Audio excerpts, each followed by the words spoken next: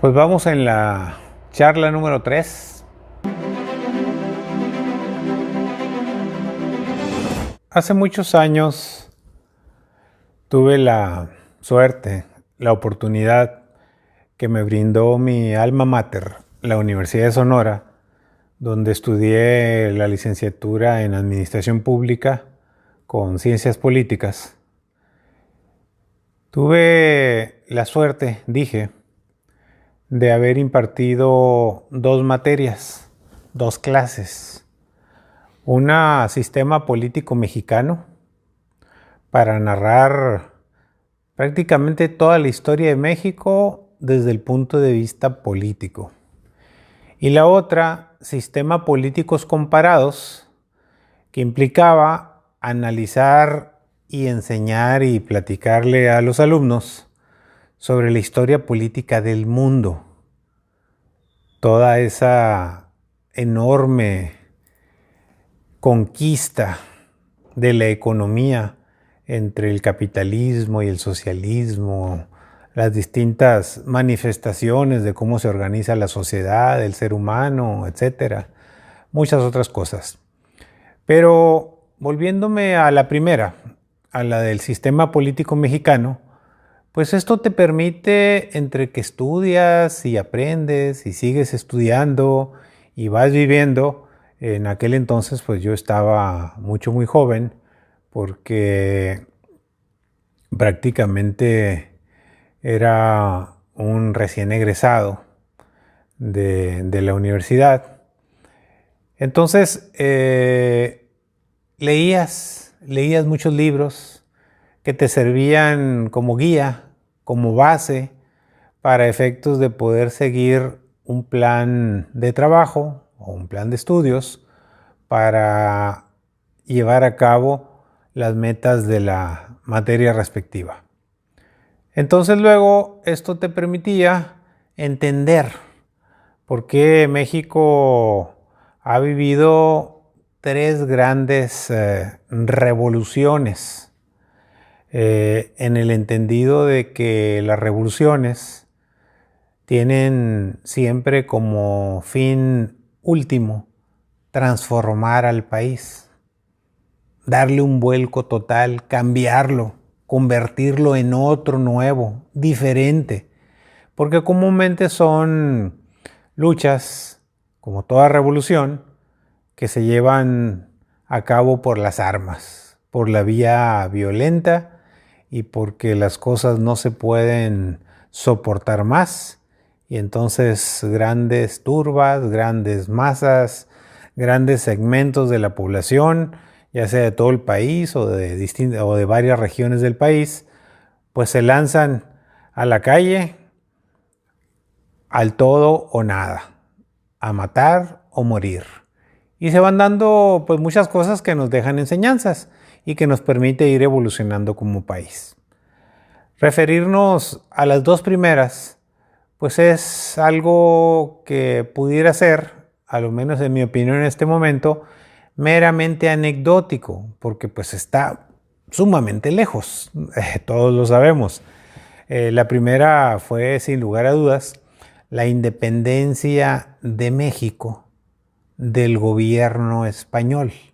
Recordemos pues que los españoles llegan a nuestro país, a nuestro continente, conquistan, se apropian del poder político, crean un virreinato y nos gobiernan, entre comillas, nos explotan, nos gobiernan, hacen lo que les da su gana con toda la población mexicana, los indígenas.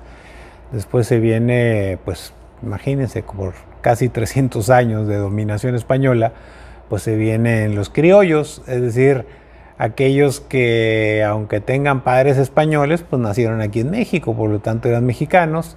Y luego viene el mestizaje, que es quizás el que nos caracteriza, nos da esencia, orgullo, y es cuando todos decimos, mira el color de mi piel, véanlo, soy mestizo, soy piel canela, no soy negro, no soy blanco, soy la mezcla de muchas pieles, de muchas sangres.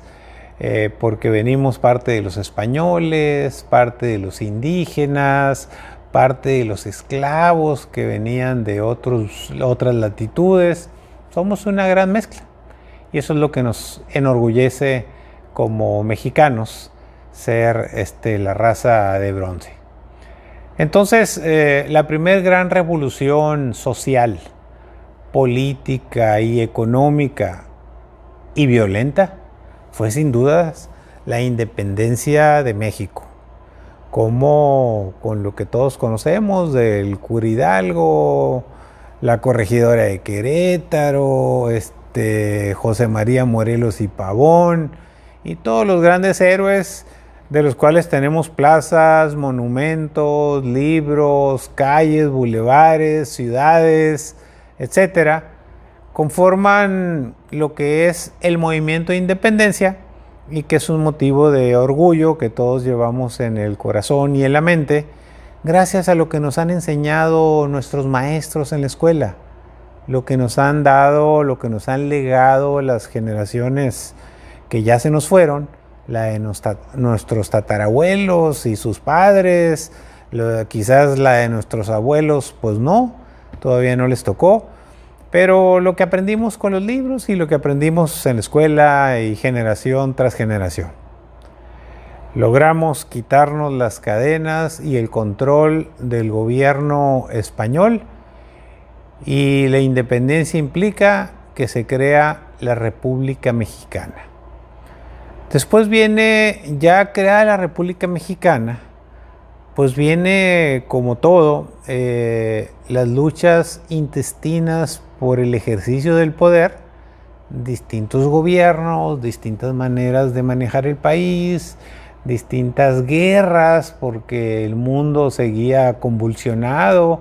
Acuérdense que intentaron invadirnos los franceses, no se diga los norteamericanos, es decir, potencias extranjeras. Perdimos más de la mitad del territorio con un presidente de apellido López Santana, quien, para que no lo mataran, pues firmó por ahí unos acuerdos, ahora les diríamos fake, pero hoy son poderosísimos estados de la Unión Americana o de los Estados Unidos de Norteamérica, y que es la mitad del territorio nacional que nos quitaron, nos robaron, nos secuestraron nuestros vecinos del norte, pero que nosotros sabemos aún que son nuestros. Y así se vienen dando muchas circunstancias hasta llegar a, una vez más, a una nueva lucha armada organizada en todo el país que busca fundamentalmente instrumentar una separación del poder político del poder religioso. Fíjense qué curioso. Es decir, la secuela de la colonización.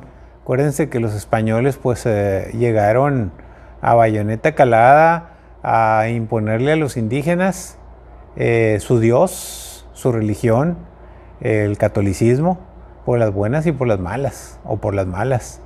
Mataron a miles, quizá millones de mexicas o mexicanos o indígenas de las distintas religiones en aras de la evangelización, y les impusieron una religión y un nuevo estilo de vida. Entonces llegaba un momento en aquellas épocas, en los años 1800 y qué huele, pues que quien tenía el poder político y lo compartía con quienes estaban en Palacio Nacional o en el gobierno federal, lo compartía entre la iglesia y el Estado.